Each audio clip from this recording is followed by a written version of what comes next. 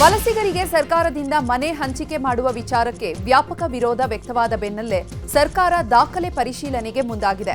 CM Siddaramaiah ವಸತಿ ಸಚಿವ ಜಮೀರ್ ಅಹಮದ್ಗೆ ದಾಖಲೆ ಪರಿಶೀಲಿಸಿ ಅರ್ಹರಿಗೆ ಮನೆ ಹಂಚಿಕೆ ಮಾಡುವಂತೆ ಸೂಚಿಸಿದ್ದಾರೆ. ಇದರ ಮಧ್ಯೆ ಇಲಾಖೆ ಅಧಿಕಾರಿಗಳ ಜೊತೆ ಸಂಪರ್ಕದಲ್ಲಿರುವಂತಹ ಜಮೀರ್ ಶೀಘ್ರವೇ ಮನೆ ಕಲ್ಪಿಸುವ ಕ್ರಮ ವಹಿಸಿದ್ದಾರೆ. ಈಗಾಗಲೇ ಸುಮಾರು 300 ಜನರ ಪಟ್ಟಿಯನ್ನ ಅಧಿಕಾರಿಗಳು ಸಿದ್ಧಪಡಿಸಿದ್ದಾರೆ. ಇದರಲ್ಲಿ ಅಗತ್ಯ ದಾಖಲೆ ಪರಿಶೀಲಿಸಿ ಮನೆ ಹಂಚಿಕೆಗೆ ತಯಾರಿ ನಡೆಸಲಾಗಿದೆ. ಇನ್ನು ಕೋಗಿಲು ನಿರಾಶ್ರಿತರಿಗೆ ಮನೆ ಹಂಚಿಕೆಗೆ ಬಿಜೆಪಿ ವಿರೋಧದ ಬಗ್ಗೆ ಮಾತನಾಡಿದ ಸಚಿವ ರಾಮಲಿಂಗಾರೆಡ್ಡಿ, ಉತ್ತರ ಕುಮಾರನ ಪೌರುಷ ಒಲೆ ಮುಂದೆ.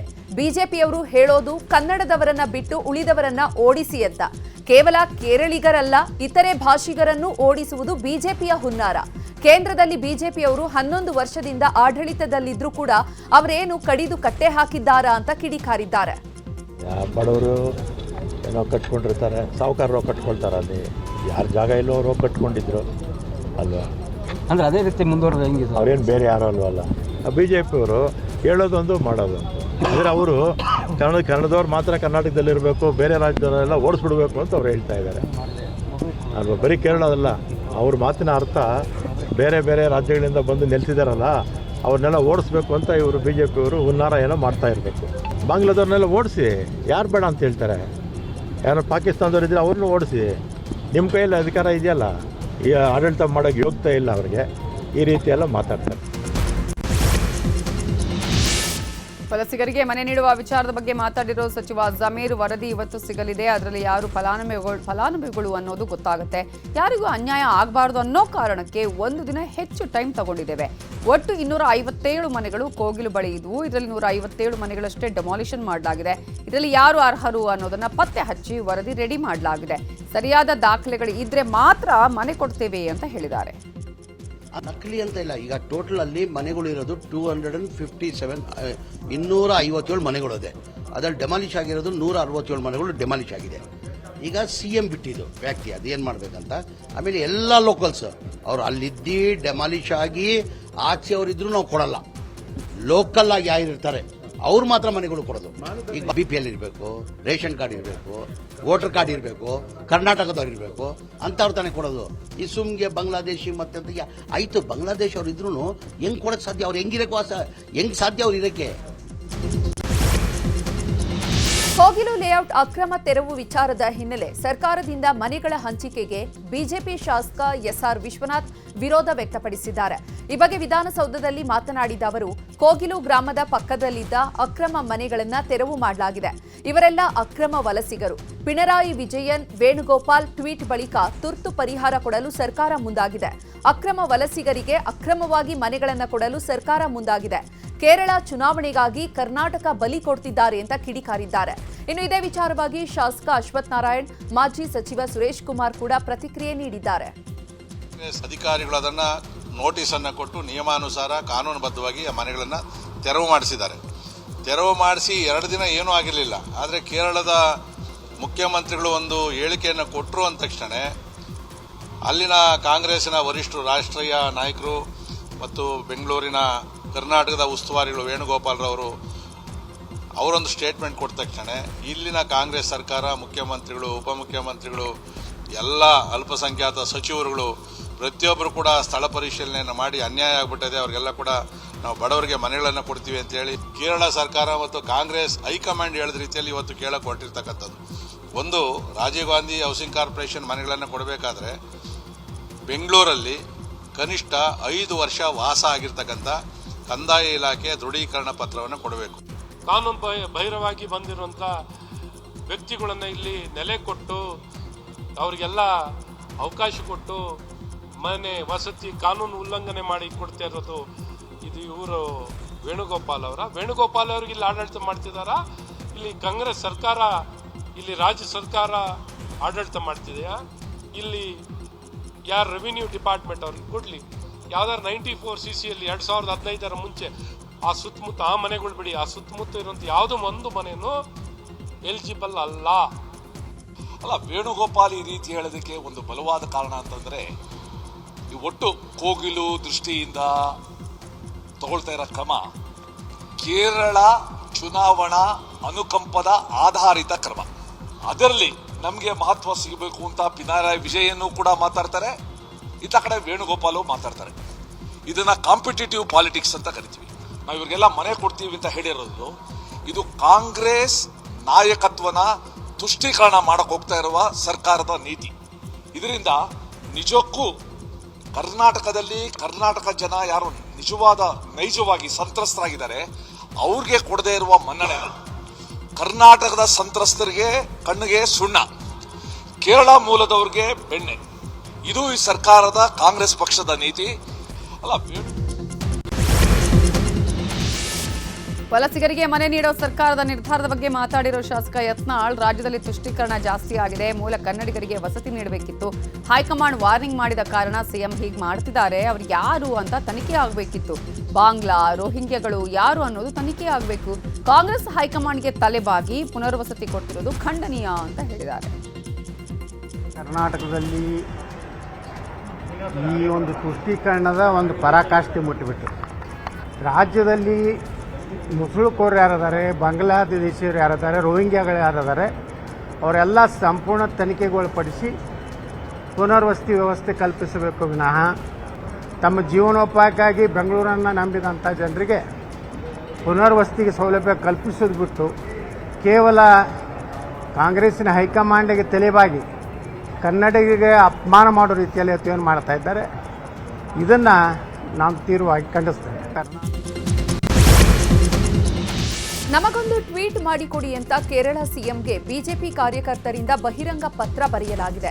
ಮಂಡ್ಯದಲ್ಲಿ ಬಿಜೆಪಿ ಕಾರ್ಯಕರ್ತರು ವಿನೂತನವಾಗಿ ಪ್ರತಿಭಟನೆ ನಡೆಸಿದ್ದಾರೆ. ಟ್ವೀಟ್ ಮಾಡಿಕೊಡಿ ಅಂತ ಪತ್ರವನ್ನ ಕಾರ್ಯಕರ್ತರು ಪೋಸ್ಟ್ ಮಾಡಿದ್ದಾರೆ. ನಮ್ಮ ಜಿಲ್ಲೆ ಹಾಗೂ ರಾಜ್ಯದಲ್ಲಿ ಸಾಕಷ್ಟು ಬಡವರಿದ್ದಾರೆ, ಆ ಬಡವರಿಗೆ ಸೂರಿಲ್ಲ, ಈ ವಿಚಾರವನ್ನ ಇಟ್ಕೊಂಡು ಟ್ವೀಟ್ ಮಾಡಿಕೊಡಿ. ರಾಜ್ಯದ ಸಿಎಂ ಹಾಗೂ ಡಿಸಿಎಂ ಮನೆ ಕೊಡ್ತಾರೆ, ಇದಕ್ಕಾಗಿ ನಮ್ಮ ಮೇಲೆ ಕಾಳಜಿ ಇಟ್ಕೊಂಡು ಟ್ವೀಟ್ ಮಾಡಿ ಅಂತ ವ್ಯಂಗ್ಯ ಮಾಡಿದ್ದಾರೆ. ನಾವು ಕೂಡ 16 ವರ್ಷಗಳಿಂದ 40 ಲಕ್ಷ ಜನ ಕನ್ನಡಿಗರು ಇವತ್ತು ವಿವಿಧ ಯೋಜನೆಗಳ ಅಡಿನಲ್ಲಿ ನಿವೇಶನಕ್ಕಾಗಿ ಅರ್ಜಿ ಸಲ್ಲಿಸಿ ಬಕಾಬಕ್ಷಿ ಥರ ಕಾಯ್ತಾ ಇದ್ದಾರೆ. ಈ ಬಗ್ಗೆ ದಯವಿಟ್ಟು ಏನು ಪಿಣರಾಯಿ ವಿಜಯನ್ರವರು ಟ್ವೀಟ್ ಮಾಡಬೇಕು. ಅತಿವೃಷ್ಟಿ, ಅನಾವೃಷ್ಟಿ ಮತ್ತು ಪ್ರವಾಹ, ಭೂಕುಸಿತ ಇಂಥ ಒಂದು ಸಂದರ್ಭದಲ್ಲಿ 14,000 ಮನೆ ಕಳ್ಕೊಂಡು ಜನ ಇವತ್ತು ಅಕ್ಷರಶಃ ಟೆಂಟ್ನಲ್ಲಿ ವಾಸ ಮಾಡ್ತಾ ಇದ್ದಾರೆ. ಅವರ ಗೋಳು ನಿಮಗೆ ಕೇಳಿಸ್ಲಿಲ್ವಾ? ನಮಗೂ ಕೂಡ ಕನ್ನಡಿಗರು ನಾವು ಕಾಯ್ಕೊಂಡಿದ್ದೇವಲ್ಲ, ನಮಗೂ ಕೂಡ ನೀವು ದಯವಿಟ್ಟು ಟ್ವೀಟ್ ಮಾಡಿ. ಏನು ನಿರ್ಗತಿಕ ವಸತಿನ 40 ಲಕ್ಷ ಜನ ಇದ್ದಾರೆ, ಮನೆ ಇಲ್ದೇ ಸೂರು ಇಲ್ದೇ 14,000 ಜನ ಪರದಾಡ್ತಿದ್ದಾರೆ. ಅವ್ರ ಬಗ್ಗೆನೂ ಮಾನವೀಯತೆ ದೃಷ್ಟಿಯಿಂದ ತಾವು ಟ್ವೀಟ್ ಮಾಡಿ. ನಾವು ಕೂಡ ಕೋಗಿಲು ಬಡಾವಣೆಯ ಮನೆಗಳ ತೆರವು ಪ್ರಕರಣ ಸಂಬಂಧ ಹೈಕೋರ್ಟ್ಗೆ ಸಾರ್ವಜನಿಕ ಹಿತಾಸಕ್ತಿ ಅರ್ಜಿ ಸಲ್ಲಿಕೆ ಮಾಡಲಾಗಿದೆ. ವಾಸಿಂ ಹಾಗೂ ಫಕೀರ್ ಕಾಲೋನಿಯಲ್ಲಿ ಮನೆಗಳನ್ನು ತೆರವುಗೊಳಿಸಲಾಗಿದೆ. ಕಳೆದ 30 ವರ್ಷಗಳಿಂದ 300 ಮನೆಗಳನ್ನು ನೆಲಸಮ ಮಾಡಲಾಗಿದ್ದು, ಹೀಗಾಗಿ ಸಂತ್ರಸ್ತರಿಗೆ ಪುನರ್ವಸತಿ ಕಲ್ಪಿಸಬೇಕು ಹಾಗೂ ಪರಿಹಾರ ಕೊಡಬೇಕು, ನೆಲಸಮ ಆಗಿರುವ ಮನೆಗಳನ್ನು ಮತ್ತೆ ಕಟ್ಟಿಕೊಡಬೇಕು ಅಂತ ಅರ್ಜಿಯಲ್ಲಿ ಉಲ್ಲೇಖಿಸಲಾಗಿದೆ. ಕೋಗಿಲು ಬಡಾವಣೆ ನಿವಾಸಿಗಳಾದ ಜೈಬಾ ತಬಸಂ, ರೇಹನಾ ಮತ್ತು ಆರಿಫ್ ಬೇಗಂ ಅರ್ಜಿ ಸಲ್ಲಿಸಿದ್ದಾರೆ.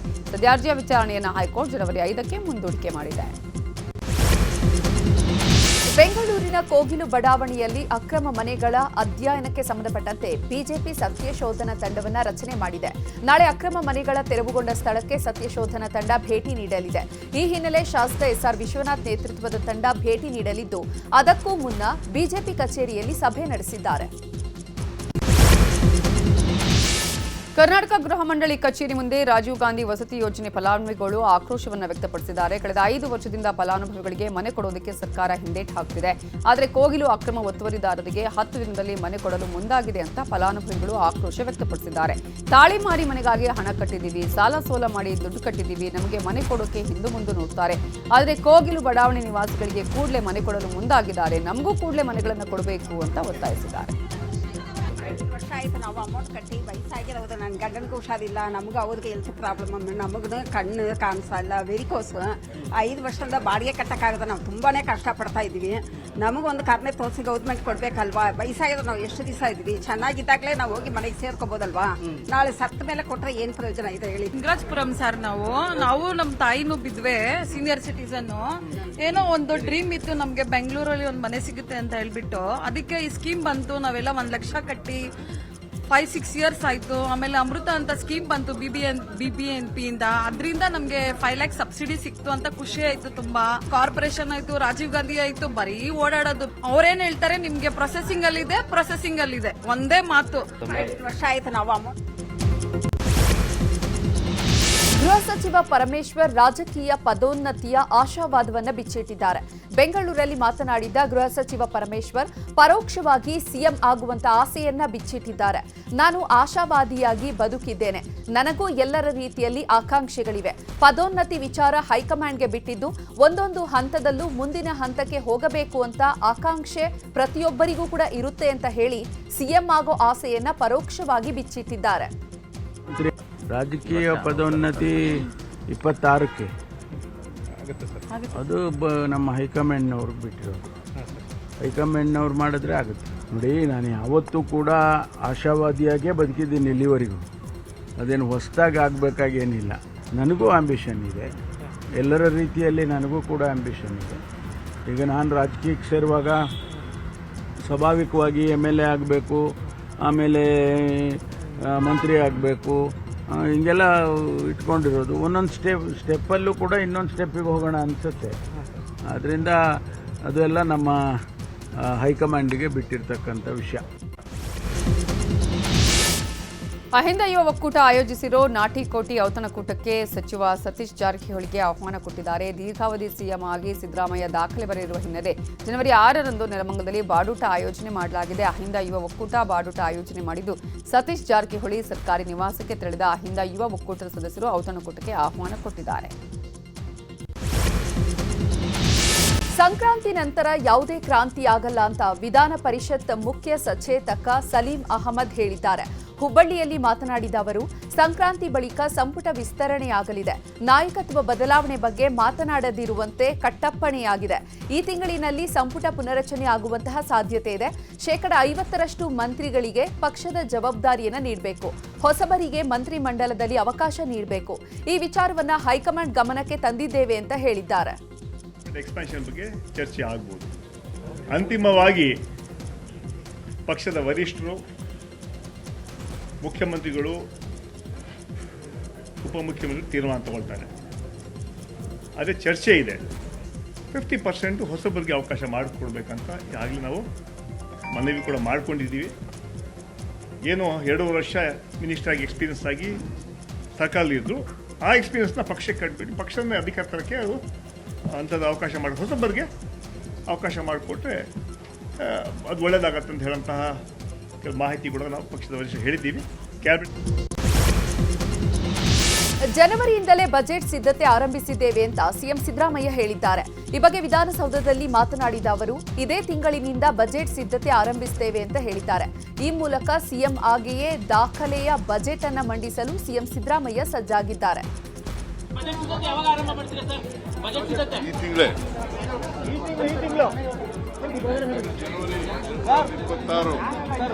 ಜನವರಿ 2026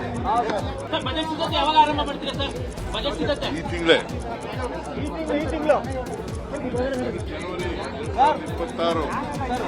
ಜನವರಿ 2026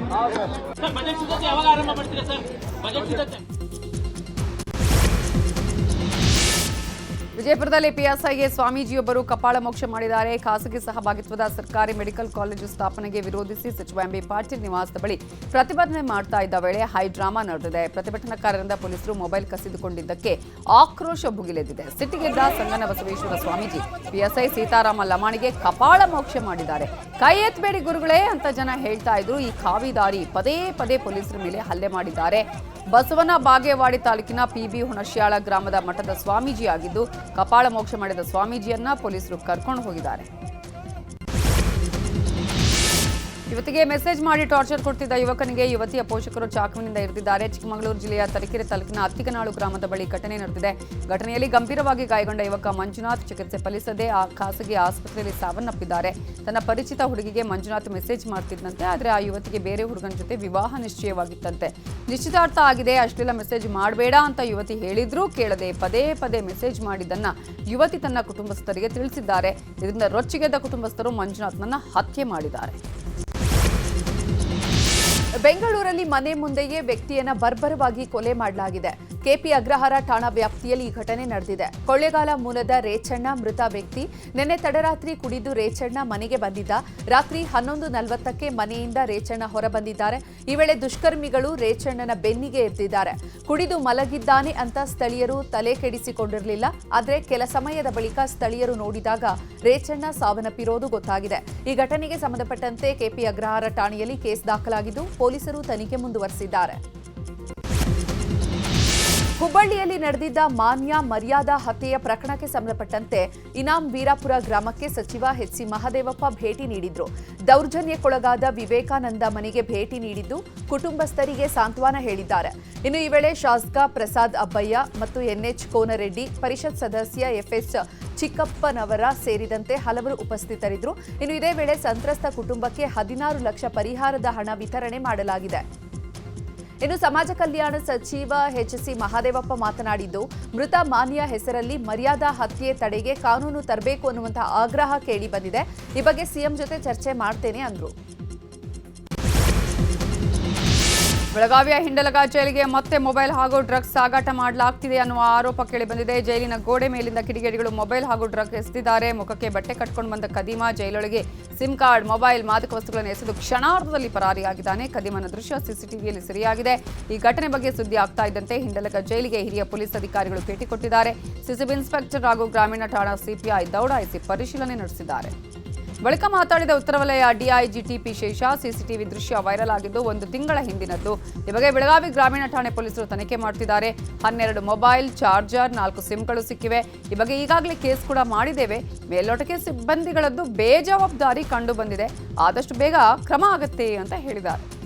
ಏನು CCTV ದೃಶ್ಯಾವಳಿ ವೈರಲ್ ಆಗಿದೆ, ಆಲ್ಮೋಸ್ಟ್ ಇದು ಒಂದು ತಿಂಗಳ ಹಿಂದಿನದು, 1 ತಿಂಗಳು 2 ತಿಂಗಳು ಹಿಂದಿನದಿದೆ. ಆ್ಯಕ್ಚುಲಿ ಇದಕ್ಕೆ ಸಂಬಂಧಪಟ್ಟಾಗೆ ನಾವು ಕೇಸ್ ರಿಜಿಸ್ಟರ್ ಮಾಡಿದ್ದೀವಿ. ಇನ್ವೆಸ್ಟಿಗೇಷನ್ ನಡೀತಾ ಇದೆ. ಆ್ಯಕ್ಚುಲಿ ಹೊರಗಡೆ ನಾವು KSS ಪ್ಯಾಟ್ರೋಲಿಂಗ್ ಹಾಕಿದ್ದೀವಿ. ಅದನ್ನು ವೆರಿಫೈ ಮಾಡ್ತೀವಿ.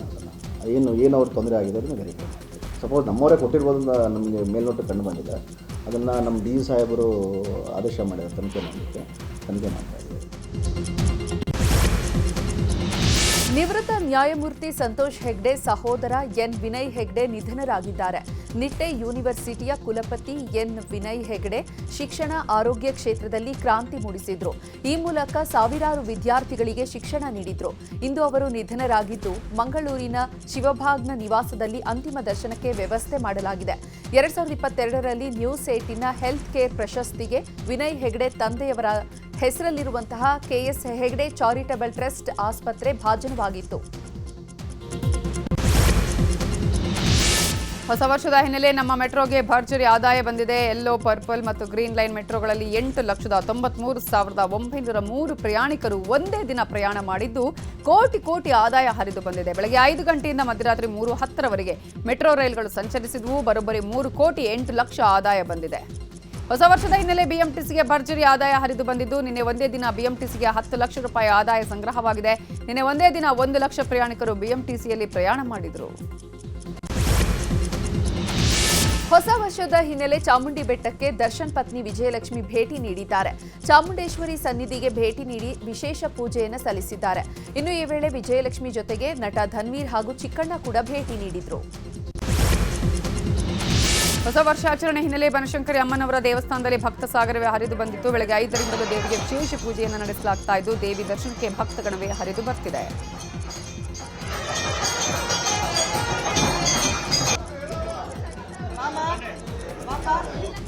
ಹೊಸ ವರ್ಷದ ಹಿನ್ನೆಲೆ ಬಸವನಗುಡಿಯಲ್ಲಿರೋ ದೊಡ್ಡ ಗಣೇಶ ದೇವಾಲಯದಲ್ಲೂ ಮುಂಜಾನೆಯಿಂದಲೂ ವಿಶೇಷ ಪೂಜಾ ಕೈಂಕರ್ಯಗಳನ್ನು ನಡೆಸಲಾಗಿದೆ. ದೇವರ ದರ್ಶನಕ್ಕೆ ಭಕ್ತರು ಆಗಮಿಸುತ್ತಿದ್ದು, ದೇವರ ದರ್ಶನ ಪಡೆದು ಪುನೀತರಾಗ್ತಿದ್ದಾರೆ.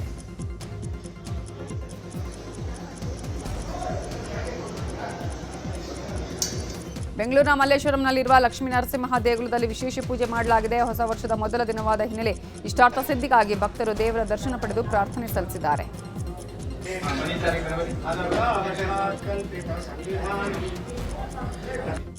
ಹೊಸ ವರ್ಷ ಹಿನ್ನೆಲೆ ಬಂಡೆ ಮಹಾಂಕಾಳಿ ದೇವಸ್ಥಾನಕ್ಕೆ ಭಕ್ತರು ಆಗಮಿಸುತ್ತಿದ್ದು, ದೇವಿಯ ದರ್ಶನವನ್ನು ಪಡೆದುಕೊಂಡಿದ್ದಾರೆ. ದೇವಿಗೆ ವಿಶೇಷ ಪೂಜೆ ಸಲ್ಲಿಸಿ ಪ್ರಾರ್ಥನೆ ಸಲ್ಲಿಸಿದ್ದಾರೆ. ಹೊಸ ವರ್ಷದ ಹಿನ್ನೆಲೆ ದಕ್ಷಿಣ ಕಾಶಿ ನಂಜನಗೂಡಿನ ನಂಜುಂಡೇಶ್ವರ ಸನ್ನಿಧಿಗೆ ಭಕ್ತಗಣವೇ ಹರಿದು ಬಂದಿದೆ. ಬೆಳಿಗ್ಗೆಯಿಂದ ದೇಗುಲಕ್ಕೆ ಆಗಮಿಸ್ತಾ ಇರುವಂತಹ ಭಕ್ತರು ನಂಜುಂಡೇಶ್ವರನ ದರ್ಶನ ಪಡೆದಿದ್ದಾರೆ.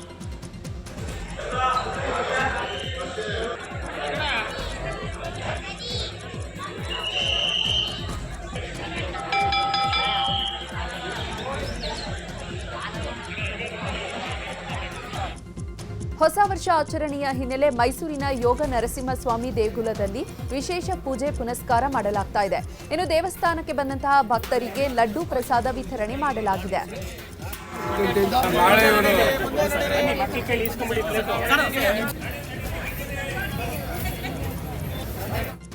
ಇನ್ನು ಹೊಸ ವರ್ಷದ ಹಿನ್ನೆಲೆ ಕೋಲಾರ ಜಿಲ್ಲೆಯ ಕೆಜಿಎಫ್ ತಾಲೂಕಿನ ಕಮ್ಮಸಂದ್ರ ಗ್ರಾಮದ ಕೋಟಿ ಲಿಂಗೇಶ್ವರ ದೇಗುಲದಲ್ಲಿ ಭಕ್ತ ಸಾಗರವೇ ಹರಿದು ಬಂದಿದೆ. ಇನ್ನು ಶಿವನಿಗೆ ವಿಶೇಷ ಹೂವಿನ ಅಲಂಕಾರ, ಗರ್ಭಗುಡಿಯಲ್ಲಿ ವಿಶೇಷ ಹೂವಿನ ಅಲಂಕಾರ ಮಾಡಲಾಗಿದೆ.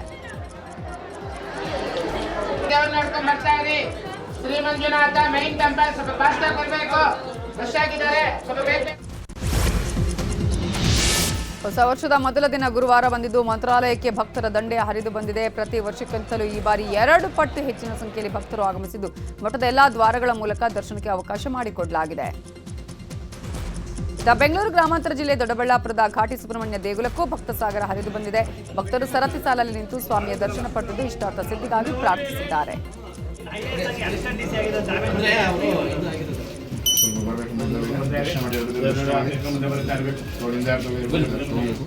ಹೊಸ ವರ್ಷ ಹಿನ್ನೆಲೆ ಕೋಲಾರದ ಕೆಜಿಎಫ್ ತಾಲೂಕಿನ ಬೇತಮಂಗಲ ಗ್ರಾಮದಲ್ಲಿರೋ ವಿಜಯೇಂದ್ರ ಸ್ವಾಮಿ ದೇಗುಲದಲ್ಲೂ ದೇವರಿಗೆ ವಿಶೇಷ ಪೂಜೆ ಸಲ್ಲಿಸಲಾಯಿತು. ಅಲ್ಲದೆ 108 ಕೆಜಿ ಪುಳಿಯೋಗರೆ ಅನ್ನದಲ್ಲಿ ತಿಮ್ಮಪ್ಪನ ಮೂರ್ತಿ ಮಾಡಿದ್ದು ತಿಮ್ಮಪ್ಪನ ದರ್ಶನ ಪಡೆದು ಭಕ್ತರು ಪುನೀತರಾಗಿದ್ದಾರೆ.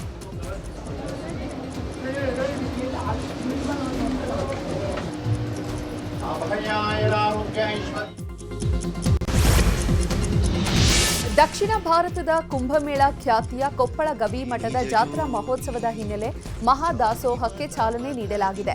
ಇಂದಿನಿಂದ 22 ದಿನಗಳವರೆಗೆ ಮಹಾದಾಸೋಹ ನಡೆಯಲಿದೆ.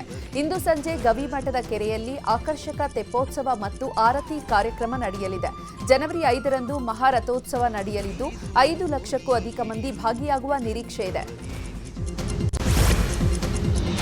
ರಾಜ್ಯಾದ್ಯಂತ ಹೊಸ ವರ್ಷವನ್ನು ಅದ್ದೂರಿಯಾಗಿ ಬರಮಾಡಿಕೊಳ್ಳಲಾಗಿದೆ. ಹೊಸ ವರ್ಷಕ್ಕೆ ಅಭಿಮಾನಿಗಳಿಗೆ ಸ್ಟಾರ್ ನಟ ನಟಿಯರು ಶುಭಾಶಯ ಕೋರಿದ್ದಾರೆ. ನಟರಾದ ಶಿವಣ್ಣ, ಡಾಲಿ ಧನಂಜಯ್, ರಮೇಶ್ ಅರವಿಂದ್, ಶರಣ್ ಸೇರಿದಂತೆ ಹಲವು ನಟರು ಶುಭಾಶಯ ಕೋರಿದ್ದಾರೆ. ಇನ್ನು ನಟಿ ದೀಪಿಕಾ ದಾಸ್ ಪತಿ ಜೊತೆ ದುಬೈನಲ್ಲಿ ಹೊಸ ವರ್ಷವನ್ನು ಆಚರಿಸಿದ್ದಾರೆ. ಶುಭಾಶಯಗಳು 2026 ಹ್ಯಾಪಿ ನ್ಯೂ ಇಯರ್ 2026.